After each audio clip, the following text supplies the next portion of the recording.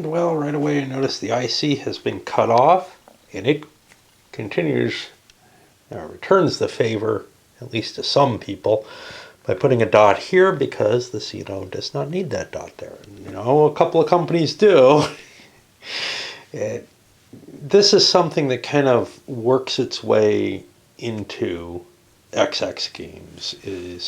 There's this period at the end where you're just like, okay, well, screw you, I can slam this dot now, or whatever. I wouldn't do it if there was a deal in place, but there isn't one for them. They had no interest. There was maybe a deal here, although I don't think I formalized it because it hurt both of them. At the end of the first stock round, or first operating round, this is where our runs, well, our stock values have ended up.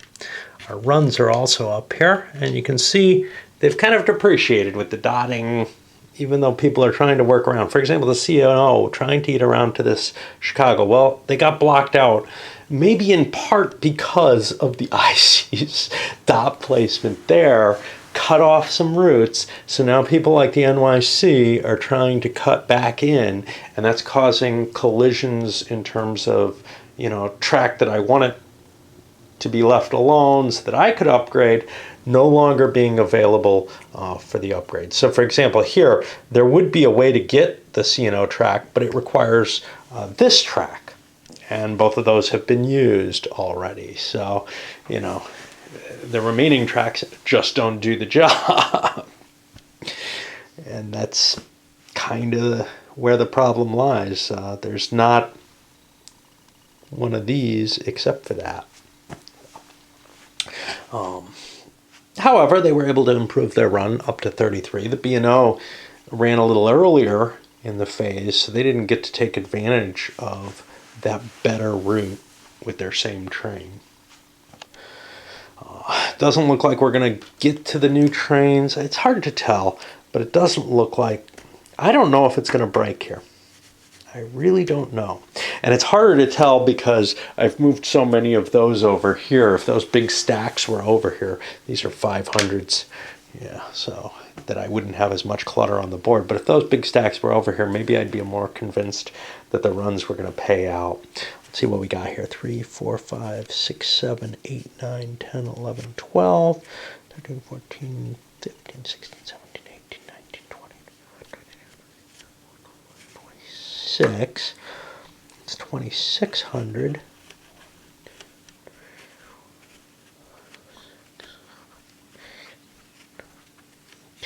And 3,600. 12, 13, 14, 15, 16. So there's like 5,200 left.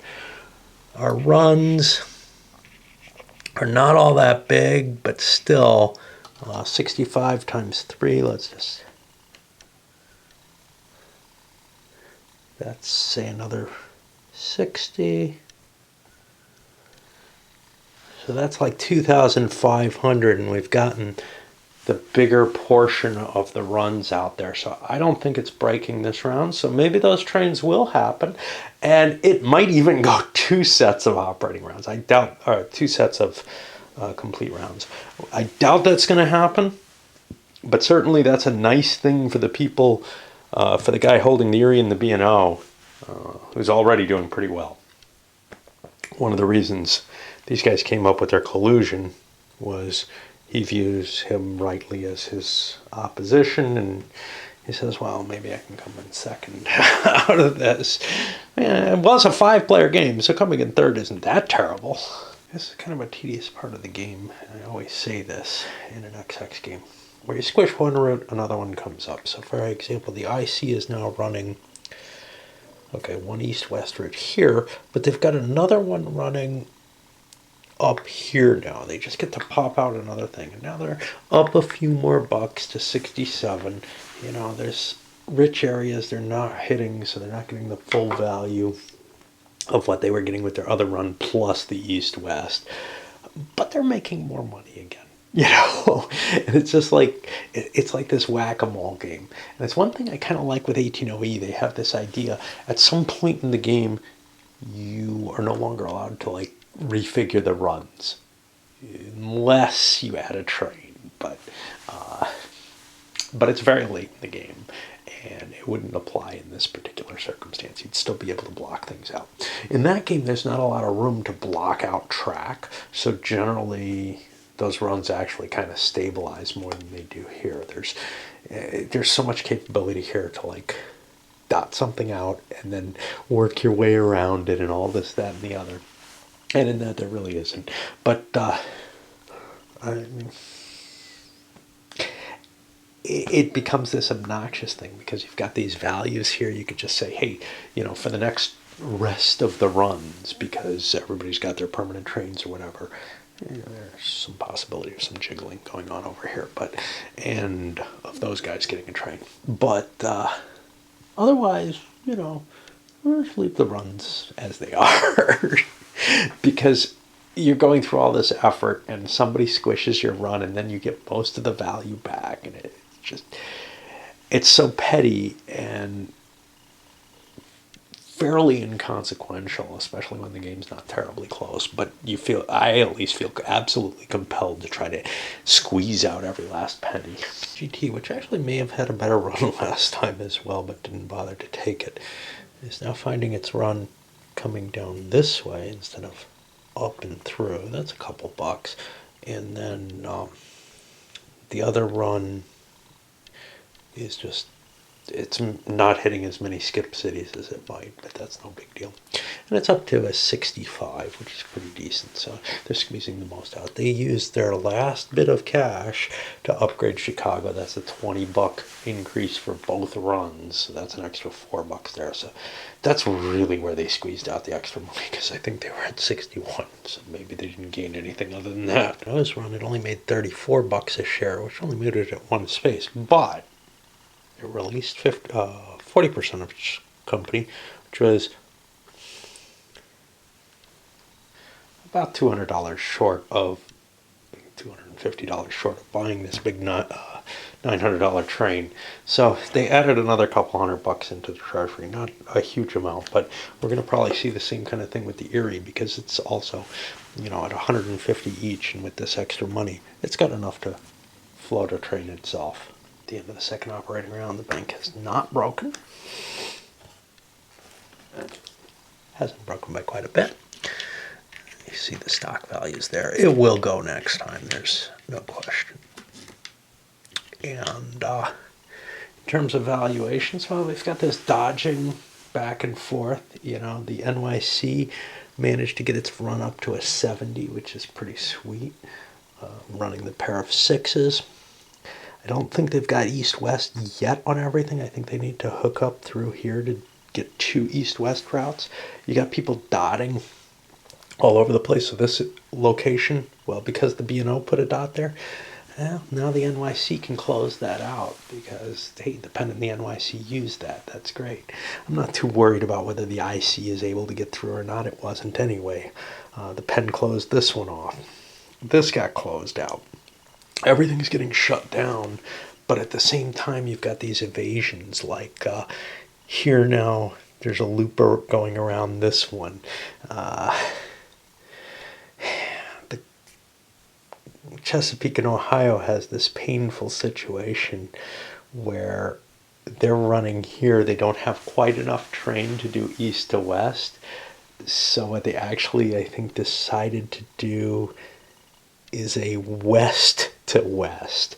But someday I might be able to hook up that east to west by cutting this line. And then, of course, that's an extra 70, which is worth more than, this city is. But it's still not going to be that great an improvement on my run, because this is a 70 as well, and I'm hitting this, and I'm not hitting this doinker. So you can't really tell whether or not, you can count it up, but it's hard to see right away whether or not that's going to work out valuable. You got a track like this to create the parallel tracks and stuff. Not that that helps, because each company can only have one token in Chicago, so you're only getting through there once.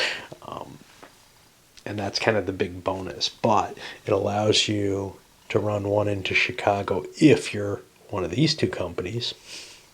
Maybe could work something out cutting through here or whatever. I don't know. I doubt the track's available for that. But then you've got this second potential run coming down this way eventually. Who knows? This was not the intended track by the guy who played this. I think the pen played this, trying to break down in this direction, and now there's this. And I don't think there's the Horns of Happiness. The only thing that replaces that's useful is the Triangle of Love, and I think there's only one in the game, so that's not going to work out for them. But then, maybe they try to break out this way or something. It's just the fact that you get only one upgrade track, though, means that you don't have all that much power in terms of like being able to convert all kind of stuff. 18OE allowed you to build all kind of track, but then again, the track wasn't blocking ever. It was almost always permissive track. Here, the track lays are standard XX and they're blocking track, so you don't want to give people two opportunities to build non-yellow track. Yellow track's pretty safe. I'm going to crash now. Hey, we're down to one train left. There's an infinite number here, but yeah. You can tell it's a tight game, but honestly, I don't think it's possible at this point to get more than that one train, because this is all the companies in the game. They'd all have two trains. It is possible for one of these lesser trains to get discarded into the bank pool due to having too many permanent trains. Or you don't have to discard a non-permanent train, but and then leaving room for you to be able to buy additional bigger trains, which, yeah, but it's highly unlikely you're going to ever see, I think, that train. I think it's very unlikely you'll see this size train run out, and probably impossible in less than 5 players, because then there's less companies available. So now the hard choice here for the priority player, he's doing really well, right? He's got this big stack of 500s. Nobody has quite as much money on hand as he does. He's got good stock value with his Grand Trunks. The Erie and the B&O are not slouches like the C&O. And now he's got really good runs here. This has become probably less of a run than it's showing, because I got sliced to bits. And I don't think I'm going to be able to run 2 east-west runs. But you can't tell. This path is potentially open, and it's not optimal. Obviously, I'm running a 1-2. If I can get down into here, and I don't know if the track's there, but it should be. 3, 4, yeah, there's no way out this way, though. 4, 5. Yeah, I don't have the kind of trains that could do that, even if the track gets laid. So then the question becomes,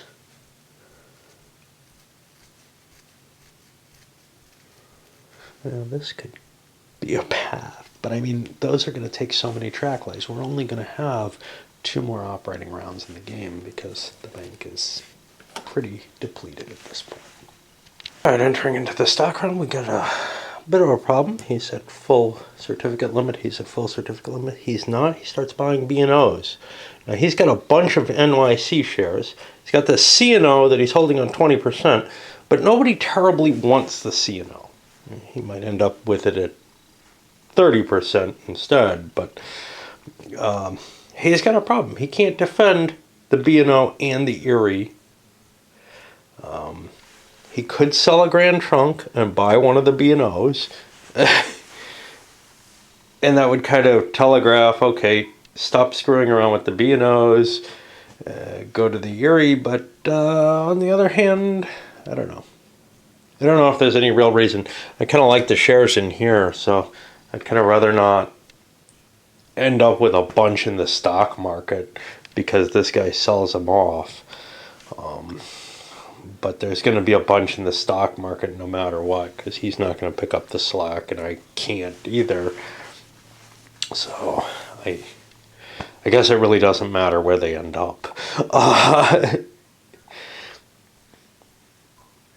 more of them will get bought out. So if he goes to 40%, no, because 40% can be sold. It doesn't make a difference. Yeah, the only difference is if somebody goes to 50%, and nobody's going to do that if I buy my extra share. So I guess we'll just keep passing and let him play this out, because he's going to have to start dumping shares of NYC. That won't affect NYC's price initially, except there'll be shares in the stock market at the end, in which case, it's because there's so few players left and the certificate limits don't change that even attractive stocks nobody's buying. Okay, so I get to the 40%, I dislodge, he has to drop a Grand Trunk, which drops the value of the Grand Trunk down to 270 now, which is some harm right there. The question, of course, is which company does he want to protect? He's got very good runs, potentially off the B&O and Erie, but maybe not as good as what the Grand Trunk has. So I'm probably going to end up losing one of these companies. The Erie looks like the less valuable of them. Maybe I should have just held a Grand Trunk and accepted the inevitable. Instead of selling the Grand Trunk, sell the Erie and just accept I'm going to lose it. I can always buy something else up. I have plenty of cash. I can buy ICs. Boy, does that start looking like the IC is going to feed the Chesapeake in Ohio, though. Even though it costs it a run, he's only got 50%, Yeah, let's consider that. Let's say I owe $300. Let's say I sell at Erie instead. I don't know. I got to think about this. A pretty raucous stock round overall, after the attempt on the B&O. Hey, the seizure of the Erie, he dumped his Eries as soon as he could, dropping the price further with just one dump. So, he only paid. It would have been a good idea maybe to dump more shares at the first price once you know it's going to go. But by dumping the shares, it meant he could hold the Erie actually on 2 shares. He ended up buying another one. But then we saw the IC shares as he began picking up ICs because they're the most valuable. Well, having that sold out didn't seem to make sense to the NYC pen holder. Wow, that's a combination for Rail Baron, right? Sure like it better than the IC B&O, C&O, and B&O Erie. Grand Trunk isn't in it, but wow. Anyway, not wanting to promote the stock value just by being sold out. Not that it would be, there was still a share here, but also, making sure it goes down instead of up. And so now basically every stock goes down, I think. Let's see what's not, if anything's not in the bank pool. And some of these are falling behind the line where they won't get the capability to go up 3 times. Yeah, everything goes down 1. And thus, obviously, nothing's sold out. And then we'll enter the first operating round. And, there's still probably room for some play here. Sure is a lot of money here on the IC. That's a 500. They can buy their share. But there's not enough here for that, for it to last much longer. They can't buy a train for the C&O until the C&O steals one of their trains, which of course will hurt their stock value. And he's got so many of these and not many of these, it may not make sense. Getting the runs and trying to decide the track on them is getting really painful in this. And I remembered this. The track gets so complicated. Now, if this was the 18OE, 18EU style free track, you could just pick the cities you want to hit, because, oh, look, I can make this juncture here and curve this way and all kind of stuff like that.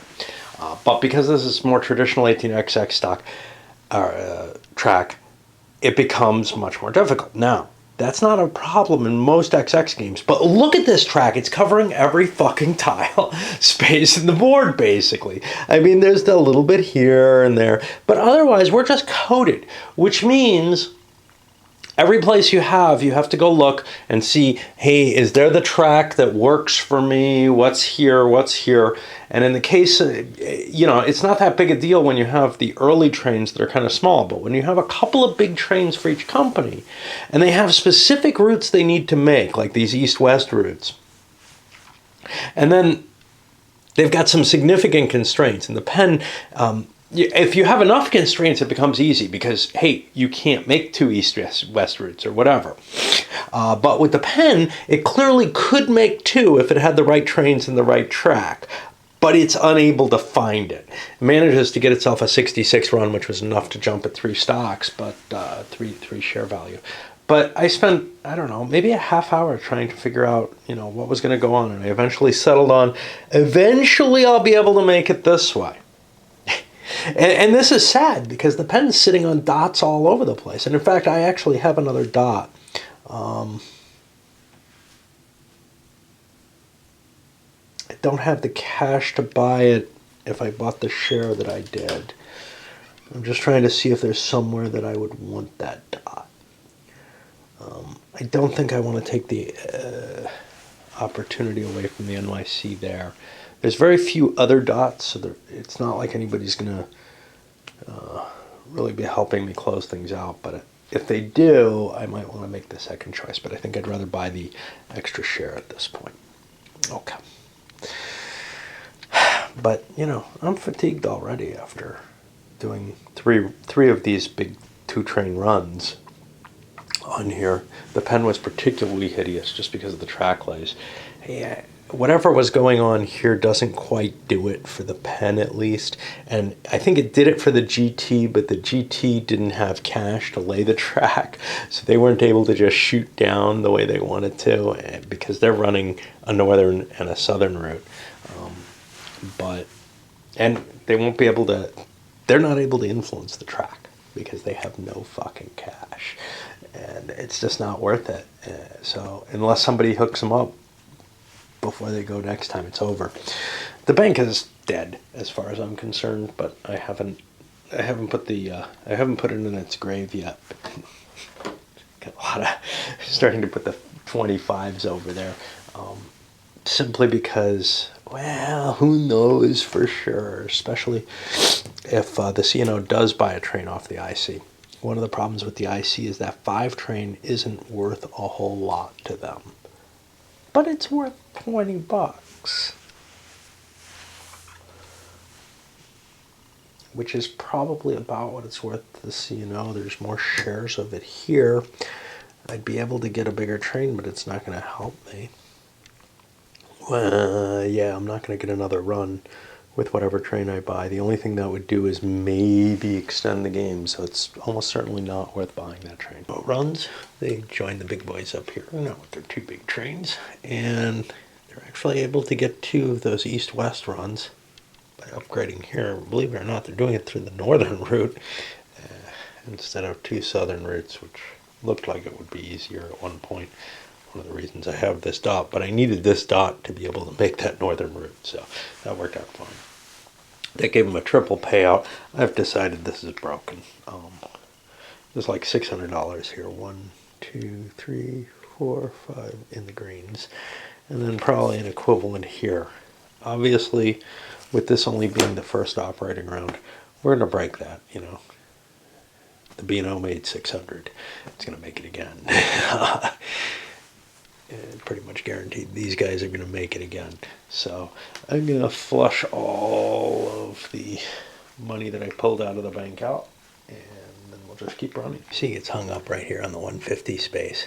It probably sunk down below it too. Only able to move forward 2 spaces on the stock market.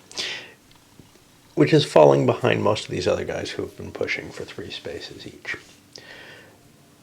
You can see some of them aren't going to be able to keep it up, though, for, let's see, here he's going to need 75. He's probably not going to make it. The B&O is going to need 69. Probably is going to make it, because there's probably another buck to squeeze out. I love hearing the coyotes. I can't tell if they're frat boys or something else.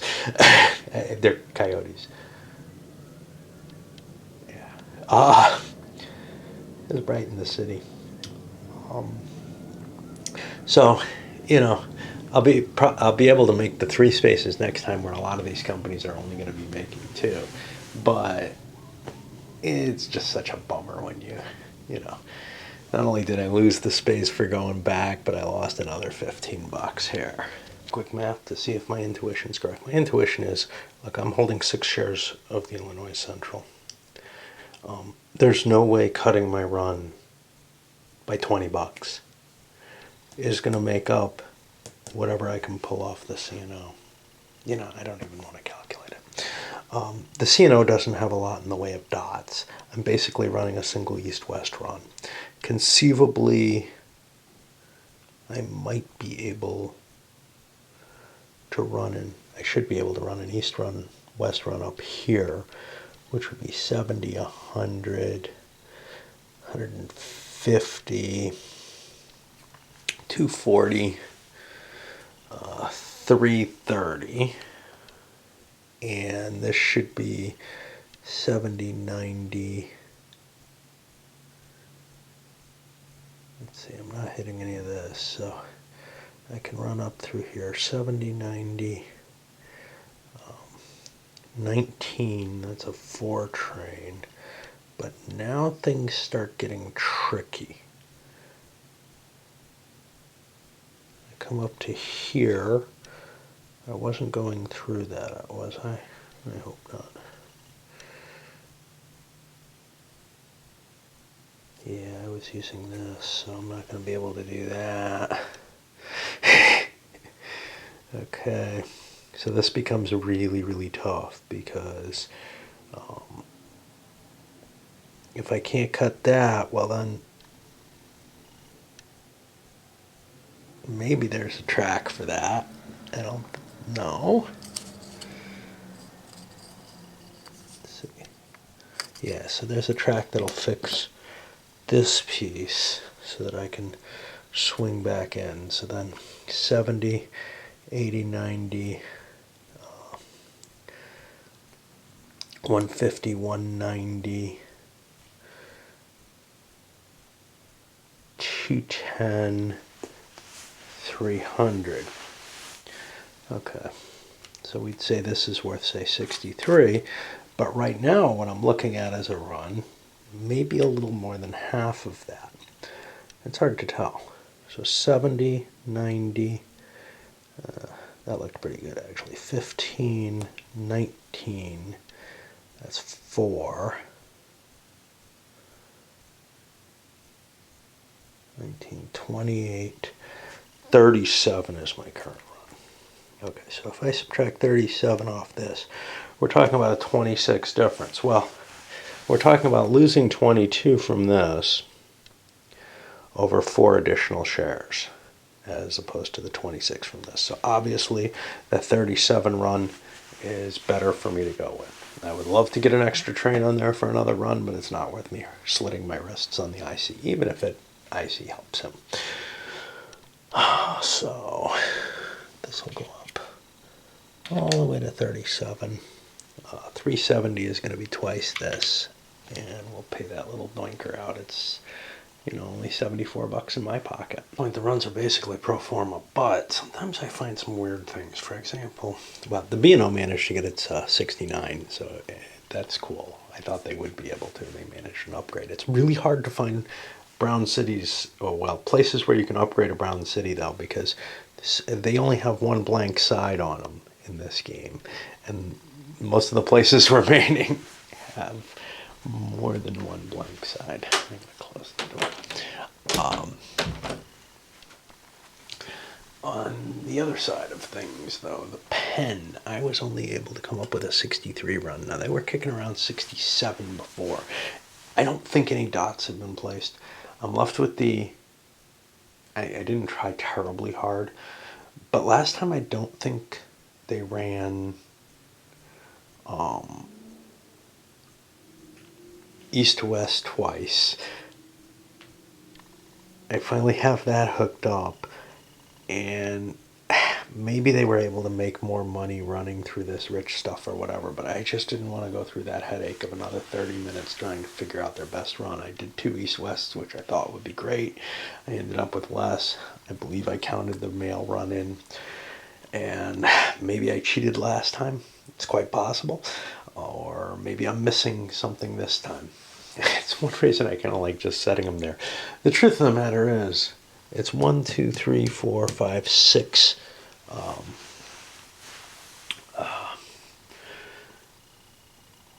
times 4. You know, it's like $24 difference, assuming that run is better. Now, if I was at 250,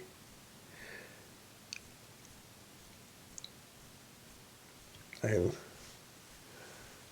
I was at 270, I would have only gone forward 1. Yeah, so I was at 250 and went forward 2. I wasn't going to get another stock space, which would have been a big deal if it's another $15 a share. Yeah, we're starting to talk some serious money then at in the 100. But the game's probably going to be not within 100 points. I mean, look at this stack of 500s here. So there's kind of all right, I probably shouldn't have hassled over it that much last time either, to tell you the truth. The B&O and the NYC through here with their double runs. I think the Penn probably did have that better run. Again, I'm not going to worry about it too much, but the reason is the little loop that happens here. This is only a 5 space, but still, I think that's that was something the Penn couldn't hit and make its 2 runs, just because of the way its track's laid out. It is a little different from most of the other companies, and most of them are, shooting through here, up, down, and across. Well, the Penn, because of its particular tracks, just was not in a position to take advantage of that. So they may have actually had a better run without going 2 east-west routes. Except last time, and this is where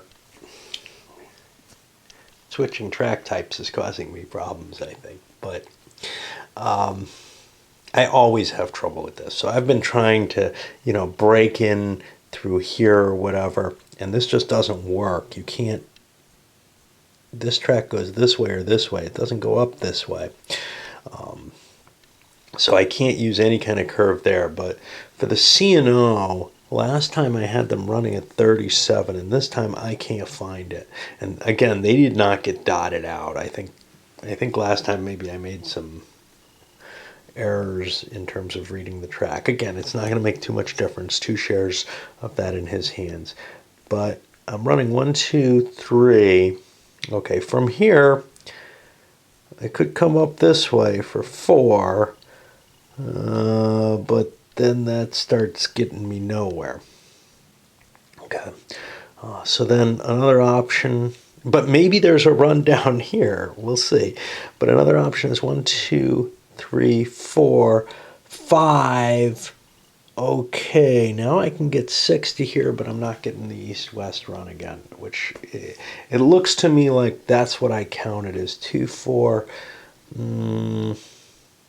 5, 6, probably this. 9 and 9 is 18, 22, 28, 30, 37. That looks like the run that I had. That's not a legitimate run because I can't make this turn. If I want to go through this way, I have to go through here. Now, if I go through there, I can upgrade some track, except I don't have cash to drive me right into here. But I kind of have to go through these 3 spaces. And then there's a 4th space that gets me to the main line, and now I don't have an east-west track again. And obviously, now I start looking for other paths. So I've got 1, 2, 3, live, which is just not going to make a lot of money, but that's probably the biggest legitimate path. I'll keep looking. Actually, I found another city to hit, and that ended up not too far off. So I can't be too upset about the extra buck that I got last time, which works out to $2 for a player. The pen probably lost some, and I'm not gonna concern myself too much with it. I know it sounds like I am. Yes, it really does bother me that I can't calculate perfectly in an XX game, largely because it's not always clear to me where the track runs or not. And that's the thing the 18OE and 18EU actually solve with their track lays. It takes that headache away. It's also a little bit more realistic in terms of, hey, the way switching works, you're not forced to go along, your momentum line or whatever. Pretty much have switching circles and stuff. So trains can get through where they need to get through. And they put additional track in and everything, unless it's like really old time and nothing more than that.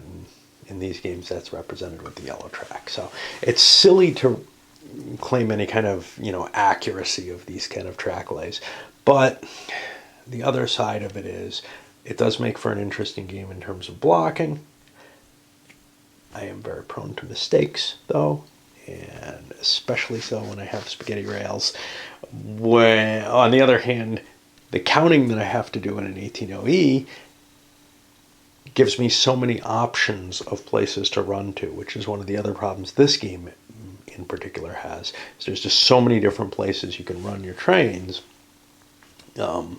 that because of the amount of track, the density of track upgrades, that is also makes me prone to mistakes. So either answer kind of has its issues. Anyway, at this point, all there's left to do is to add up the score. And the way I do that, now again I start thinking, gee, some people are going to be interested in this as their first XX game. The way I do that is, well, obviously I have the cash on hand. Sometimes I'll spreadsheet out the last rounds and just put them on paper, because this money, nobody gets to invest it or anything. You don't really have to have it in your hands. But with the chips, it's easy enough to pass them out, especially with the bank sitting right here. That was very convenient. So, especially since I have extra cash. Some of the XX games don't give you extra cash. This one actually gives you a pile of extra 500s. So when you break the bank, you'll be able to repopulate it so that you can do things. And then I guess the other thing left to do is, after I add up the money from here, is multiply the stock values by everybody's stocks and see who's got what.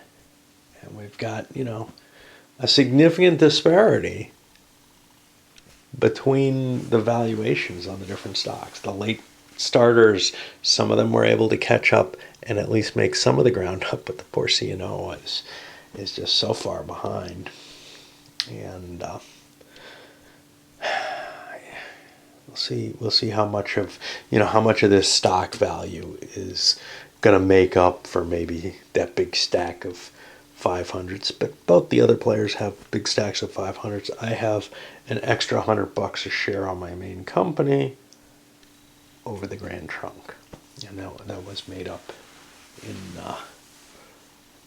out of having that huge starting, huge capital influx that the game just provided for the IC. Because I started that sucker at 150 early in the game. It had a lot of money anytime it won it. The only problem is it wasn't producing a lot for the player who owned it.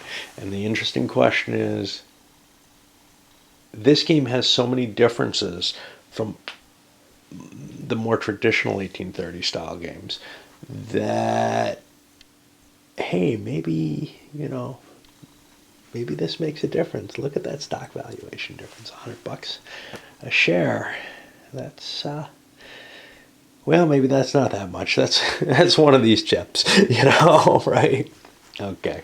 Okay, so figured out. Quick calculation of the cash on hand, and that big pile of 500s is pretty clear. 4317. We're going to do this all dramatic like. Then calculating up the stock values. And here we know the end story, because the guy with the most cash on hand is also the guy with the most stock value. Remember, the Grand Trunk is not that far behind the IC, and then on top of that he has his other shares are the next, are either ICs, which are the most valuable, or the next most valuable rail, the B&O. Whereas he has a fair number of shares that are kind of in low value. The only thing he has going for him is he ended up with the 3 companies instead of him. He was able to take an extra certificate that way. But the Erie, clearly not the most valuable. So we get end results. And about $1,000 in each direction, a little bit more.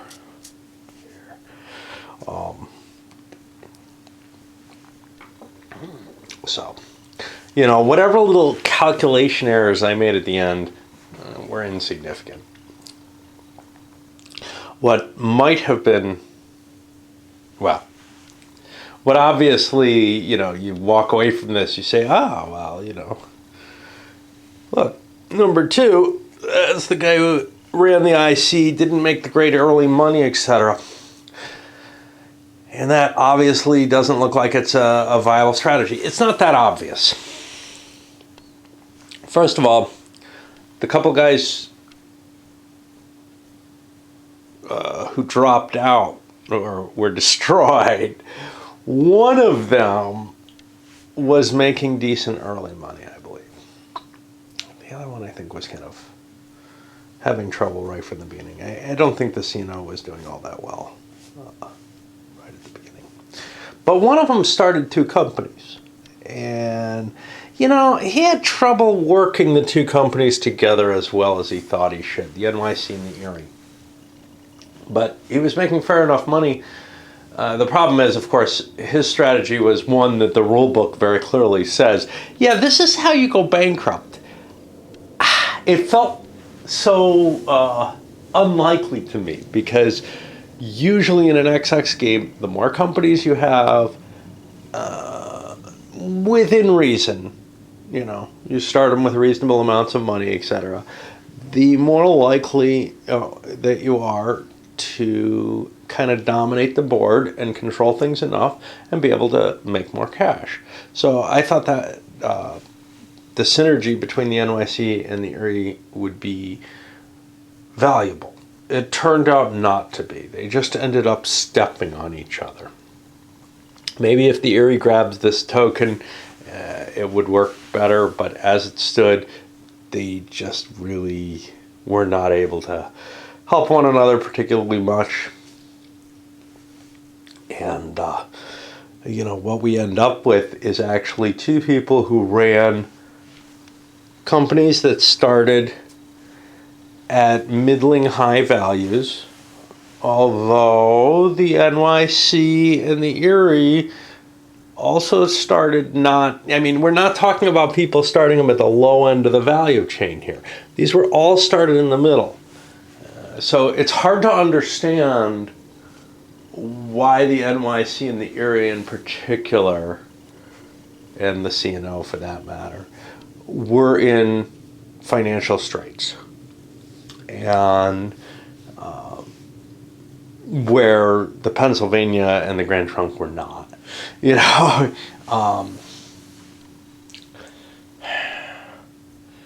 Obviously the C&O had a problem with releasing.